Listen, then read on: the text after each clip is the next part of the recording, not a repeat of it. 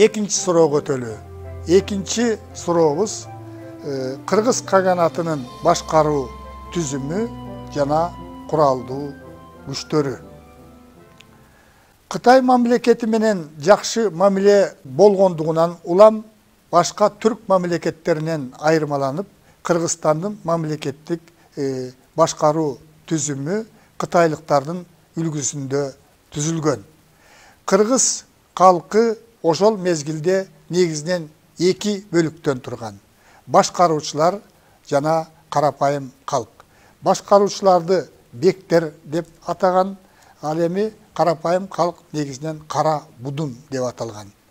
Бул кара будунга кыргыз элине баш ийген, кыргыз элине салык төлөгөн кыштым элдер дагы кирген.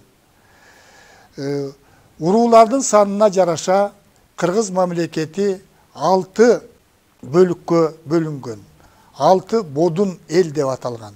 6 бодун элди 6 бек башкарган.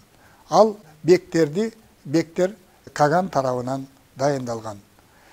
6 бодун эл административдик башкарууну ийгиликтүү жүргүзүш үчүн 3 тутуктукка, 2-3 тутуктукка бириккен. Ошол мезгилде кыргыздар оң канат, сол канат жана борбордук бөлүк болуп 3кө бөлүнгөн. Тагыраак айтканда 3 тутуктукка бөлүнгөн. Кыргыз каганатынын башкаруу түзүмүнө көңүл буралы. Таблицадан көрүнгөндөй, мамлекеттин башында Каган турган. Кагандын ордо мүчөлөрү катарында ханзадалар, Кагандын балдары жана Кагандын жээндери иналдар кирген. Кагандан кийинки титул бул буйрук деп аталган. Которгондо кеңешчи, негизги Кагандын кеңешчисинин милдетин аткарган. Буйруктан кийинки бийлик ээси Бойла деп аталган, ал өкүмдү бекиткен.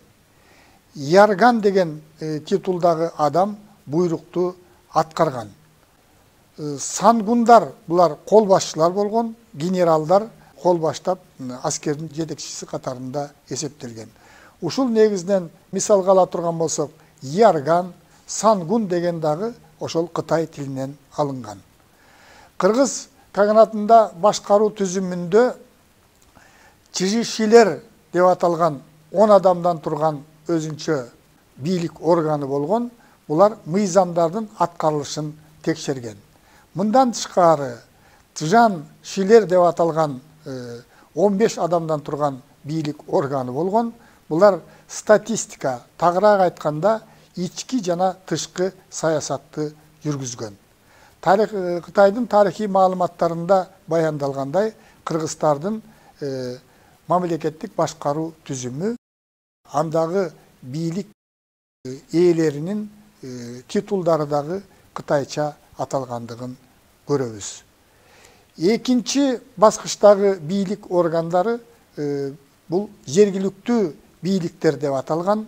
Таблицада көрүнгөндөй, жергиликтүү бийликтерди тутуктар согуштук административдик аймактарды, оң, сол жана борбордук бөлүктөрдү башкарган. Андан кийин таркандар бул салык саясатын жүргүзгөн, анткени каганатта бардык калк борборго салык төлөгөн. Андан кийинки жергиликтүү бийликти ишке ашыргандар бийлер жана түтүндөр деп аталган. Жергиликтүү бийликте дагы, биринчи баскычтагы жогорку бийликте дагы эге деп аталган, же болбосо өгө деп аталган бир наам болгон. Бул акылман башкаруучу кеңешчи, же болбосо акылман кызматкер дегенди түшүндүргөн. Ушундай наам татыктуу адамдарга ыйгарылган. Кыргыз мамлекетинде темирдей бекем тартип орнотулган. Каган дагы өзүнүн жүрүш турушу менен, жүргүзгөн саясаты менен элге үлгү болгон. Кагандын өзүнүн сөзүнө турбай эки сүйлөшү бул өлүмгө тете уят иш деп эсептелген. Мамлекеттик казынага кол салгандар токтоосуз түрдө өлүм жазасына буйрулган.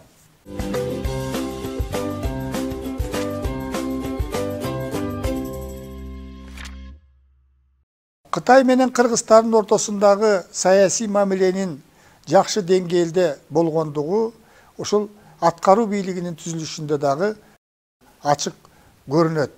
Кыргыз мамлекетинде тармактык башкаруу негизинен 7 министр тарабынан ишке ашырылган. Министрлер кытайча сызайсандар деп аталган, кыргызча жайсаң дегенди түшүндүрөт. Аткаруу бийлигиндеги 7 жайсаңдын бирөө башкы жайсаң, азыркы тил менен айтканда өкмөт башчысы деп аталган. Биринчи жайсаң бул таблицада көрүнгөндөй өкмөт башчысы, андан кийин 6 жайсаң бул тармактык башкарууларды ишке ашырган. Таблицадан көрүнгөндөй церемониал жайсаңы болгон, андан кийин юстиция жаза аткаруучу жайсаң болгон, финансы жайсаңы бул каржы иштерин тейлеген, адистер жайсаңы болгон, бул мамлекеттик бийликте ушул татыктуу адистерди дайындоо маселесин чечкен. Атайын аскердик жайсаң болгон, андан кийин коомдук иштерди тейлеген атайы жайсаң болгон. Тарихи маалыматтар боюнча ушул каралып жаткан мезгилде 6 кылымдан 10 кылымга чейин Енисейлик Кыргыз мамлекети менен Кытай мамлекетинин ортосунда тыгыз саясий мамиле болгон, эки мамлекеттин ортосунда согуш иштери катталган эмес. Эми Кыргыз мамлекетинин куралдуу күчтөрүнө кыскача токтололу. Кыргыз мамлекетинде ер жеткен ар бир кыргыз жоокер деп эсептелген. Согуш маселелери болгон учурда ар бир жоокер биринчи чакыруу боюнча өзүнүн тобуна келип кошулууга милдеттүү болгон. Кыргыздардын күчтүү жоокерлер болгондугу тарихи булактарда, эпитафияларда, араб, перси булактарында көп баяндалат. 7-10 кылымдарда кыргыздардын куралдуу күчтөрү негизинен атчан аскерлерден турган. Атчан аскерлер дагы 3кө бөлүнгөн. Оор куралданган атчан аскерлер, орточо куралданган атчан аскерлер жана жеңил куралданган атчан аскерлер. Жеңил куралданган атчан аскерлер негизинен мындай зоот кийимдерди кийген эмес, алар негизинен жаа менен жана кылыч менен куралданып, алыстан туруп душманга жаа тартып, душмандарды кыргынга учураткан. Оор куралданган аскерлер алдыңкы катарда турган. Булардын жоокердик кийимдери негизинен денеси зоот менен корголгон, калкандары абдан бекем жыгачтан жасалып, анын тегереги темир менен алкакталып, алар узун оор найзалар менен куралданышкан. Найзанын уштары бөрү тилдүү же болбосо ромбик түрүндө болгондагы найзанын уч жагын желекчелер менен коостоп коюшкан. Оор куралданган аскерлер негизинен алар атайы даярдалган аттарды минген, аттардын денеси дагы кийис менен, металл пластиналар менен туягына чейин корголгон. Ак сөөктөрдүн балдары оор куралданып, өзгөчө жазалгалуу куралданышып, эң алдыңкы катарда согушкандыгы бул тарихи булактарда жазылып калган. Ак сөөк адамдардын балдары куралдуу күчтөргө жетекчилик кылган. Орточо куралданган жоокерлер ушу оор куралданган жоокерлердин артында болушуп, согуш иштерине активдүү катышкан. Кыргыздарда ушул согуш куралдарын жасоо боюнча атайы адистешкен мастерскойлор болгон, темир усталар болгон. Алар ушул зоот кийимдерди, чопкуттарды жасоо боюнча адистешкен. Жогоруда биз айткандай, кыргыздар жоого мине турган аттарды өзүнчө аздектеп багышкан, аларды ошол согуш өнөрүнө азыркы мезгилде мына Кыргыздын жигиттери улак тартууга атты көндүргөндөй, үйрөткөндөй, ошол мезгилдеги аргымактарды, күчтүү аттарды согуш ишине атайы үйрөтүшкөн. Согушка жоокер мине турган аттардын жал куйруктарын тегистеп кыркып, аларды болушунча коостогон. Ат жабдыктарын косту, ат жабдыктарын жасоо боюнча жана жоокерлердин жанагы зоотторун, чопкуттарын жасоо боюнча атайы адистешкен адамдар, зергерлер иштешкен. Араб Перс булактарында эгерде капысынан жоо кирип келген учурда кыргыздардын аялдары, кыз келиндер дагы эркектер менен кошо ошол басып кирген душманга каршы өтө шамдагайлык менен, эрдик менен кармашкандыгы жөнүндө Араб Перс тарыхчылары таң калуу менен жазып калтырышкан.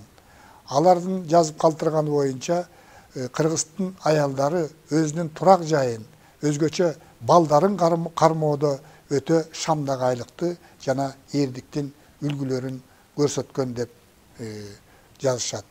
Ошол мезгилде, биз карап жаткан мезгилде, өзгөчө улуу Кыргыз каганаты түзүлгөн мезгилде кыргыздардын саны 1 миллиондон дагы ашкан деген маалыматтарды жазышат. Ошол мезгилде кыргыздардын өздөрү 30 000 аскер чыгарууга жөндөмдүү болгон. 9-кылымдын орто ченинде ал эми кыштым элдерден, кыргыздарга баш ийген кыштым элдер дагы кыргыздардын куралдуу күчтөрүн түскөн. Анткени ошол мезгилде Борбордук Азияда үстөмдүк кылып көпчүлүк элдерди эзип жиберген уйгур каганатынан кутулуу үчүн ошол уйгур каганатынан жапа чеккен элдердин бардыгы тең кыргыздардын куралдуу күчтөрүнүн курамын түскөн. Ошол кезде Борбордук Азиядагы көпчүлүк элдер кыргыздарды эзүүдөн, тагыраак айтканда, уйгурлардын эзүүсүнөн куткара турган күч катарында көрүшүп, ошол кыргыздардын айланасына баш кошкон. Ошентип 9-кылымдын ортосунда Кыргыздын каганы уйгурлардын каганатын талкалоо үчүн 100 000 аскер топтогон. Жана биз айткандай, алардын 30 000-и кыргыздардан топтолгон, ал эми 70 000-и кыргыздарга баш ийген кыштым элдерден кошулган. Демек, кыштым элдерден чогулган аскер кыргыздардын өзүнө караганда 2 эседен ашып көптүк кылган.